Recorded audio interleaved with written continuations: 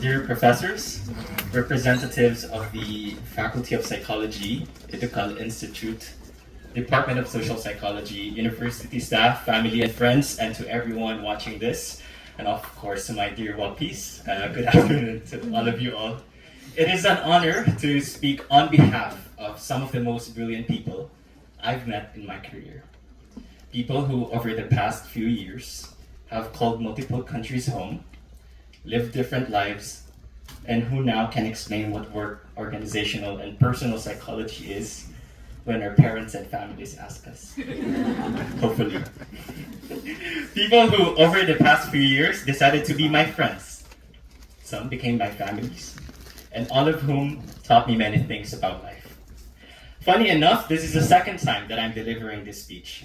A few days ago, I was writing it on a train from Madrid, and I ran it through with 3 strangers from the south of the United States, who are about my age and happened to be sitting nearby.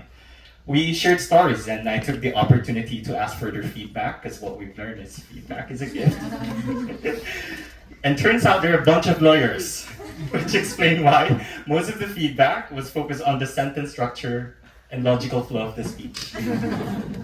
But anyway, that spontaneous moment captured what I wanted to speak about today: novelty, complexity, and perspective change.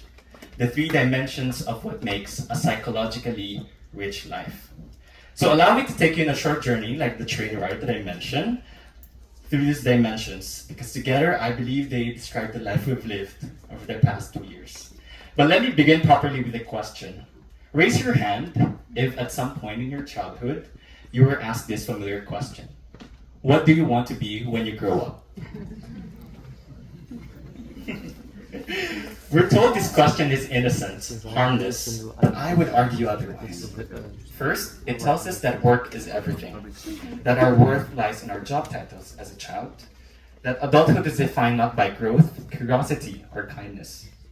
Second, there's identity foreclosure. In psychology, that's what happens when we commit to a life without exploring alternatives. What if along the way we change our mind and actually find something that is more interesting in us? And third, it implies that life is linear, that we pick a destination, walk a straight line toward it, and voila, we live a good life. But as we know through life lessons, both kind and unkind, that life is not linear. Life has its ups and downs, twists and turns, and many surprises, like waking up to your WhatsApp before a big presentation at 9 a.m. after Dorothea bombarded the group with 1,000 questions. Or spiraling into an existential crisis at 2 a.m. over Soarea for the 3rd time around. Sometimes it all felt unreal, like we were living in a simulation, like our winter school era. And just a week after, you're packing your bags for a country you never imagined yourself living in. Like all of a sudden we see the stories of Anastasia living her Canadian girl era in her IG stories. What I'm trying to say is, we can plan and plot all we want, but life has a way of surprising us anyway. Many events shape our lives and careers, but sometimes it's the small conversations at the end of the day or over a cup of coffee that can change everything. For me, it was a Sunday afternoon when a friend asked me this question. If you could do one crazy thing in your 20s, what would you do? I said, move as far as I can, live across countries, earn a master's, meet people from every corner of the world. That quiet Sunday question turned into a life-altering decision, one that led me to our master's program and the Erasmus scholarship. And in 2023, I took the bold step to move to the EU, living my career in the Philippines, and carrying my life in through cases and documents bearing my hopes for a new life. Acceptance forms, scholarship letters, and 1,000 dreams pressed between pieces of paper. As someone from a developing country, being awarded a full-ride scholarship to study abroad felt like being invited through the front door that is often closed to people like us. I didn't sneak in. I didn't have to push my way through. I was invited with a seat at the table, and that is a privilege I carry with humility. I left behind the comfort of familiarity, my family, and a version of myself who wasn't sure if I belonged here. And I won't lie, there were moments I felt lost, overwhelmed, and almost about to crumble. I'm sure many of us did. We're all crying at this point. Especially those who left home behind and haven't seen their families in what feels like forever. But in my most honest moments, I know this. The past 2 years have been nothing short of a gift. Not just for the gift of living in Spain, or the amazing things we got to do, but for who we became in the process. The friendships we built along the way, the connections we wouldn't have made otherwise. Some even welcomed me to their family, like Yana in Germany. We lived a psychologically rich life. In psychology, we often hear about two kinds of good life, the happy life and the meaningful life. A happy life is marked by comfort, stability, and lots of positive emotions. Were we happy this past 2 years? Debatable. We were uprooted. We became strangers in unfamiliar cities. We navigated visa chaos, housing searches every 6 months, and out of virtual submissions at 11:59 p.m. Our lives weren't stable, but we were alive and full of life. A meaningful life, on the other hand, is guided by purpose. Some of us found it, some of us are still looking for it, and that's okay.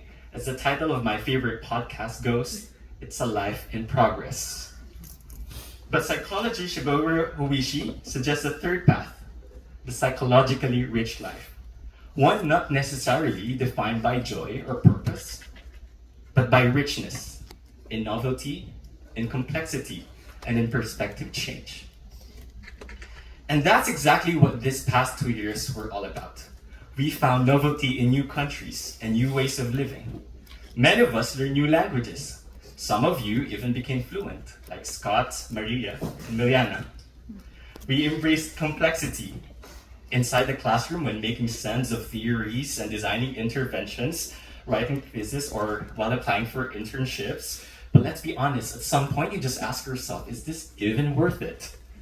It was complex, intense, and a lot of breathing in and breathing out to cope, but we made it. And our perspectives shift. Being immersed in different cultures and ways of thinking challenged what we thought we knew about ourselves, about work, and about others. And in the process, we got to know who we are and who we are not. We let go of assumptions. We became more curious, more compassionate, and more open. We lived a psychologically rich life. And as we reflect on what makes life rich, we cannot ignore how much of it is spent at work. Now let me go back to my first question. We're asked in childhood what we want to be when we grow up. Perhaps because statistically, we'll live nearly a quarter of our lives at work. For many, it may be even more. Not out of ambition, but because of unjust political, social, and economic systems that force people to work simply to survive. And my parents are no stranger to this reality. They worked 7 days a week with barely any rest. They didn't have the privilege of even completing their education, but they held in the unshakable belief in the power of it to transform lives. So much of their lives were spent struggling so that we could strive. From an early age, I understood that if I wanted to rise above the life I was born into, I had to work. Work put food on the table.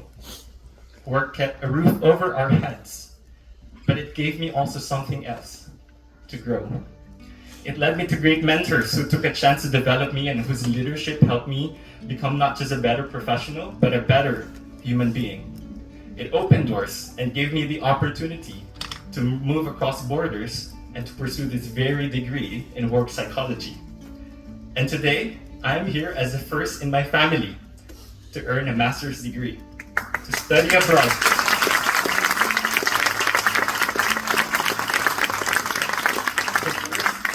To work for global organizations that took me to places.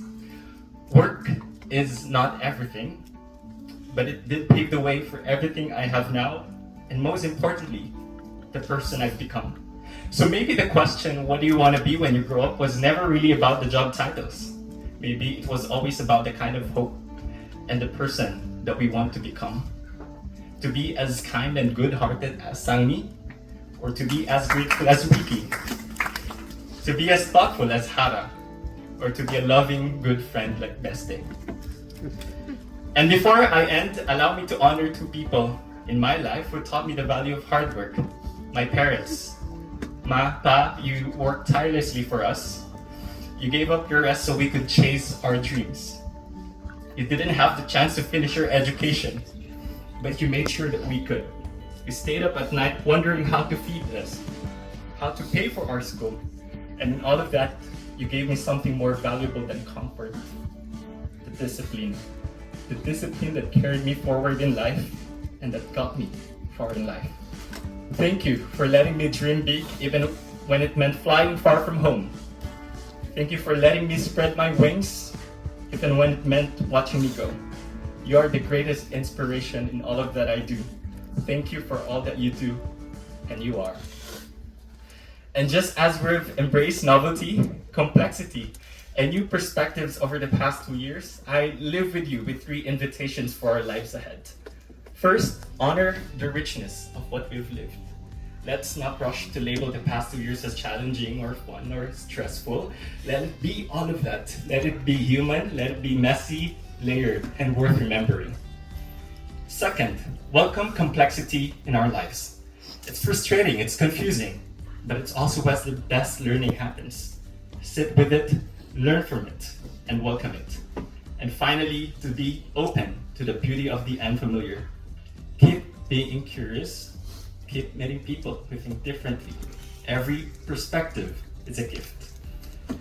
If I've learned anything this past 2 years, it's this. Life is richer when it's shared. So thank you, each of you, for sharing yours with me, for making this past 2 years more than just a chapter in a degree, but a chapter in a life well lived. Long live the stories we'll tell about ourselves and about each other.